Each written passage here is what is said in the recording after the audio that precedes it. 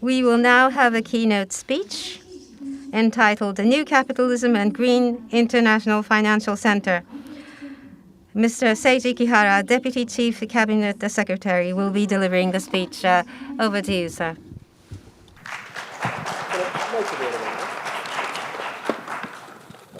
Thank you for the kind introduction. I am KIHARA SEIJI, and thank you for giving me this opportunity to speak about this very important topic. As introduced, I'm going to focus on new capitalism and the establishment of Green International Financial Center. Sorry, I will remove my facial mask.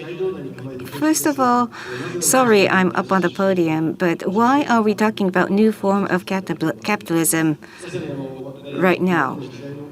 We are at a major milestone, turning point of history. Globalization has entered into the second phase. That is our shared recognition as we speak today. The 30 years of Heisei era was when globalization achieved progress. The world became united, market expanded, and from production to development to procurement to supply chain, globalization had successfully taken place. That was the times we were in. But the globalization that has provided benefits to the world is now faced with at least two major challenges, according to our interpretation. One is inequality and expansion of poverty and global warming, environmental issues. These are some of the negative aspects of globalization, and if left untouched, democracy or the free world will be facing a major crisis. So that's the first challenge. Secondly, ironically, along with globalization, a new wedge or division has begun to burgeon. In the context of globalization, which country was most successful? No doubt it was China.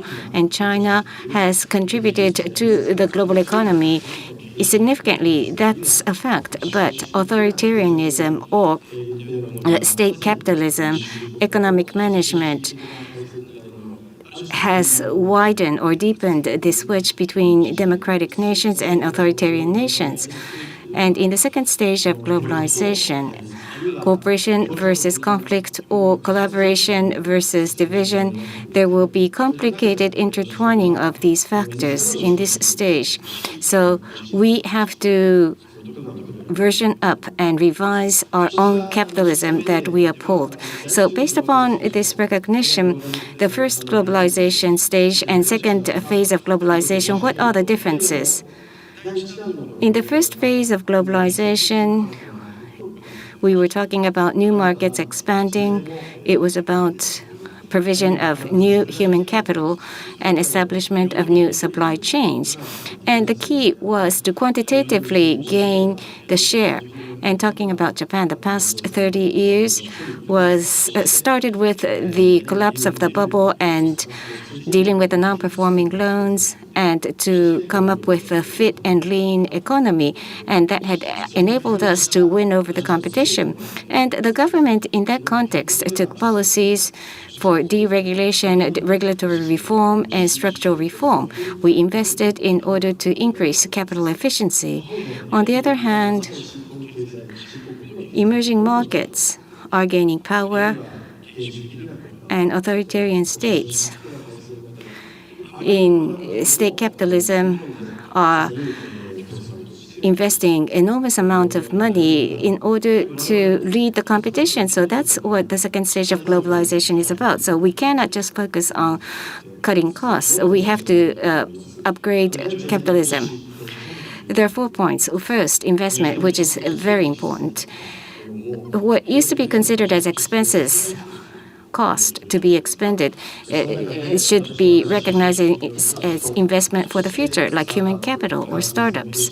Science, technology, innovation, GX, DX. These are the 4 pillars based upon which the Japanese government is trying to deepen investment. For example, 5 trillion yen, 1 trillion yen, 5 years human capital investment package was announced, and 10 trillion yen public fund or semiconductor development public fund.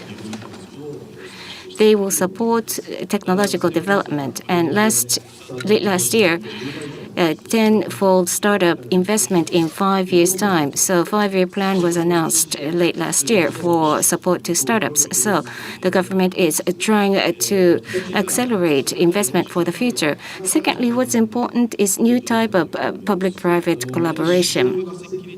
We can't just leave it up to the market. The public sector has to play a very important role. I mentioned the 4 pillars of investment. And what's important is multi-year initiative as we define our state strategy. And also it has to be backed by earmarked budget. So that will offer predictability to the private sector, and it will enable us to come up with an estimated growth rate of the private sector. Thirdly, the rebuilding of regulatory structure. Is it re-regulation or deregulation? No, it's about redesigning regulation. By using technology, we want to make regulation more sophisticated and carbon pricing that is leaned towards growth. And these are some of the concepts that we need to introduce. And fourthly, and most importantly, wage increase. Last year, the Spring Offensive resulted in a huge salary increase, 31 yen minimum wage, record high, and that momentum has to be continued. Wage that will exceed the level of inflation. To date, in the wave of globalization, Japan was the only country that was not able to achieve wage growth. And many people say it was due to the lack of productivity improvement. But indeed, productivity is improving. So it was a gap between productivity improvement versus wage increase. So we want to directly take measures to upgrade wage, so we will structurally elevate wage. I said 5 trillion yen in 5 years, 1 trillion yen, rescaling human capital, increasing capacity, and also introduction of performance-linked wages, Japanese style. And therefore, the academia, public and private sector will come up with a roadmap in September. And new form of capitalism, this will be the final chapter. But this year, the biggest priority is sustainability-related child-rearing support. The Prime Minister came up with the 4 pillars, so we will implement those 4 pillars. And at the same time, women and youth will be the focus this year. Fortunately, the labor market participation is increasing, but there are still room for improvement. And yesterday at the Budget Committee, there were deliberations, 1.3 million yen. That barrier has to be broken down to redesign the pension, and therefore by combining structural wage designing, we would like to increase the total income earned by young households. So that will be this year's priority. And in the remaining time, I will talk about the second theme, which is the International Financial Center. Prime Minister Kishida used to be the policy research chairman, and I was the vice chair in the LDP. And back then, we came up with a proposal of the International Financial Center, which was embedded into the economic and financial policy of the government. We need to redo the tax system. Corporate governance code was created as a result, and English-speaking services in order to make it easier to establish offices, education, medical health services, to make the ecosystem livable for expats. And 15 registration has proceeded in English language, and we will continue to do that. And especially highly skilled experts, we will be receiving such human capital, and this year we will focus on that. And you probably know about the 2,000 trillion yen individual financial assets, 330 trillion yen of corporate sector financial asset. Retained earnings, how do we use that for more productive purposes? NISA has become a permanent system. 540,000 accounts have been opened, and we will continue to take measures to promote NISA. And from savings to investment, we would like to transfer the funds. And transition is the theme of this forum, and green is the theme of this forum. GX is one of the big policies of the government. Economy and society for decarbonization and industrial restructuring for GX will be promoted. Today, you've talked about many things already, but the United States has come up with the investment and support plan. And also the carbon pricing border measure has been introduced in Europe.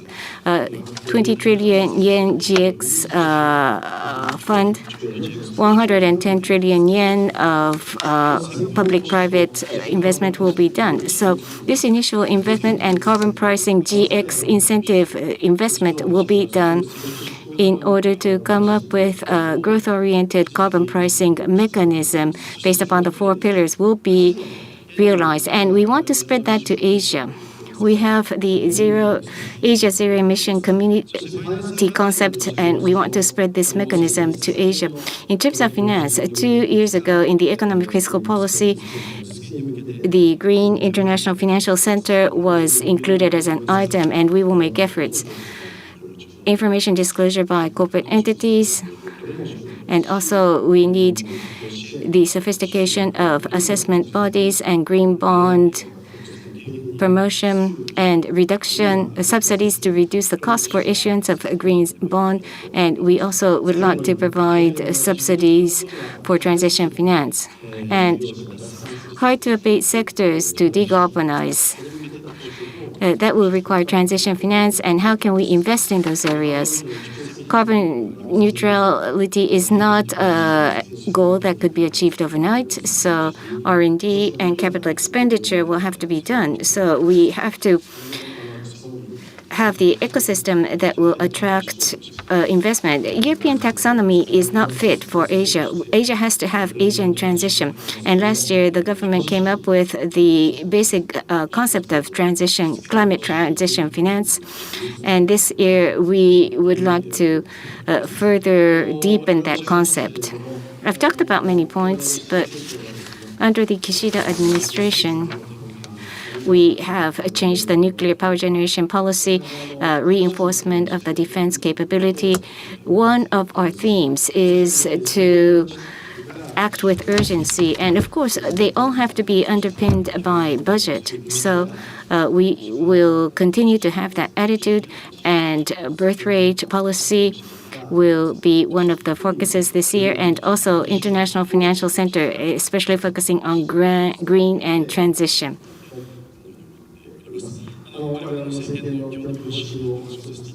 I've taken this opportunity to talk about the basic policy of our administration, and thank you for your kind attention. Thank you very much to Deputy Chief Cabinet Secretary, Mr. Seiji Kihara. From 15:50, we will have a panel discussion on the role and prospects of financial intermediaries.